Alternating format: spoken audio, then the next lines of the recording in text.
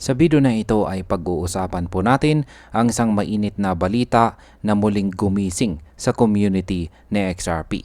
Mismong si Ripple CEO Brad Garlinghouse ang nagbigay ng kanyang pananaw tungkol sa kinabukasan ng cryptocurrency market.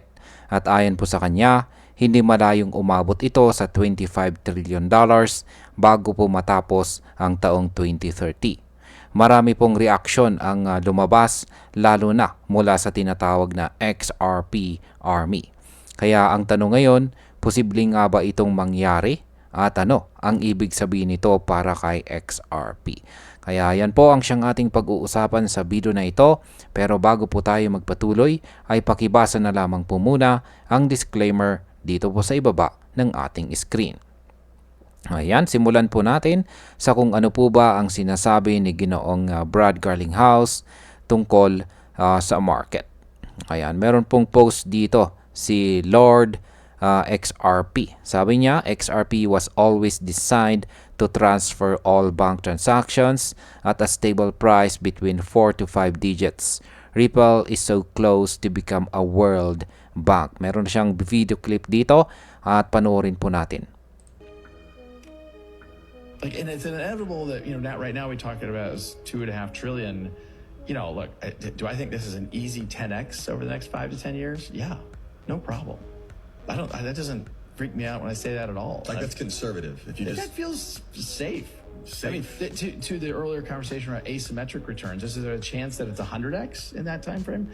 It feels aggressive, but I don't know. I think that many people in the United States particularly don't understand what it would be like to have lived in Argentina and have the Argentinian peso devalued effectively to zero multiple times in my lifetime.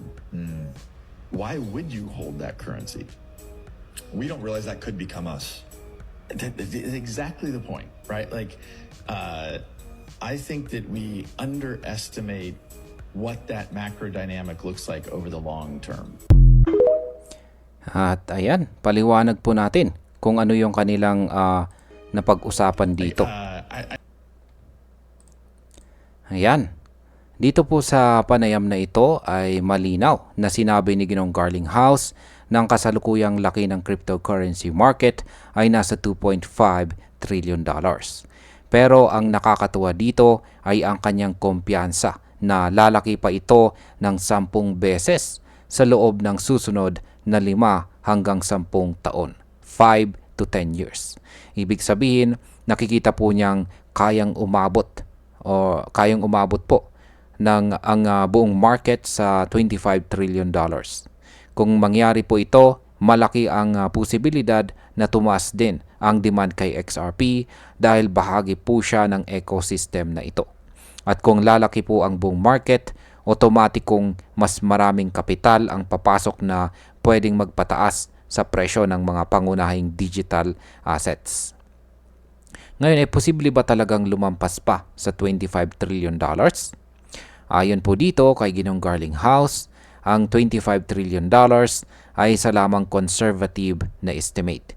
Ibig sabihin, iyon ay mababang projection pa nga. Binanggit din niya na kahit mukhang ambisyoso, hindi imposible ang 100-fold increase sa market.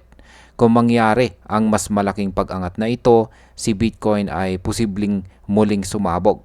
Si Ethereum ay maaari pong magdoble o triple ang kanyang lakas at si XRP ay pwede pong magpakita ng matinding paggalaw pataas. Kapag nangyari po ang ganitong senaryo, siguradong tataas po ang presyo ng lahat ng top cryptos kasama sa XRP. Ngayon ay bakit po binanggit ni Ginoong Garlinghouse ang mga national currencies tulad ng sa Argentina? Yan, nagbigay din po siya ng halimbawa gamit ang bansang Argentina. Doon paulit-ulit bumabagsak ang value ng kanilang national currency. Ang kanyang punto, kahit sa mga developed economies gaya po ng United States, pwedeng mangyari ang ganitong macroeconomic pressures sa paglipas ng panahon. Dahil dito, nakikita niya ang digital assets gaya po ng XRP bilang protection or safeguard. Kapag humina po ang fiat currencies, dito po papasok ang halaga ng crypto. Sa market perspective, ito po ay isang malakas na argumento kung bakit maaaring patuloy na tumaas ang adoption ng mga digital assets sa global scale. Ngayon ay ano naman po ang pananaw dito ni Lord XRP? Ayan, na kanyang sinabi rito. Yan, sa kanyang komento rito, yan, sabi niya ay si XRP ay talagang ginawa para sa bank transactions at stable price na nasa pagitan ng 4 hanggang 5 digit. Idinagdag pa niya na si Ripple ay malapit ng maging parang isang World Bank. Kung totoo po ang ganitong pananaw, malaki ang impact nito sa presyo dahil ipinapakita na si XRP ay hindi lamang pang cross-border payment. Possible po siyang maging pangunahing settlement tool para sa buong banking system sa buong mundo. Kapag nangyari po ito, natural lang natataas ang kanyang presyo at saka demand. Ngayon ay paano po ito nakakaapekto sa pananaw ng community ni XRP? Ayan, ang mga payag ni na Ginoong Garlinghouse at Lord XRP ay nagbibigay ng dalawang malalaking narrative.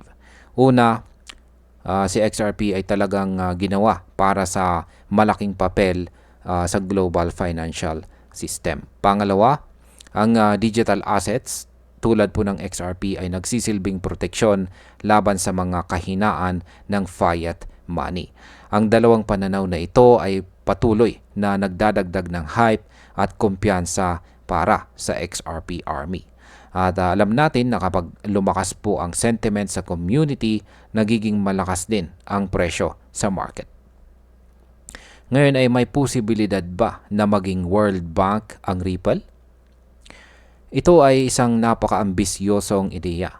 Kung susuriin, kasalukuyan pa lamang na nakikipagtulungan si Ripple sa iba't ibang financial institutions.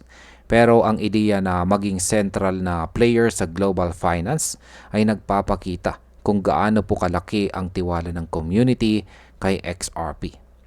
Kung makuha ni Ripple ang mas malaking bahagi ng global settlement market, ito po ay magiging game changer para sa presyo ni XRP. Pwede itong magdala ng malalaking inflows ng capital papasok sa asset. Bilang panghuli, malinaw na ang pananaw ni Ginoong Garlinghouse ay nakabatay po sa matibay na obserbasyon sa paglago ng digital asset market. Ang kanyang $25 trillion projection ay hindi lamang haka-haka, kundi nakaugat po sa posibilidad na lumawak pa ang adoption ng crypto sa mga susunod na taon.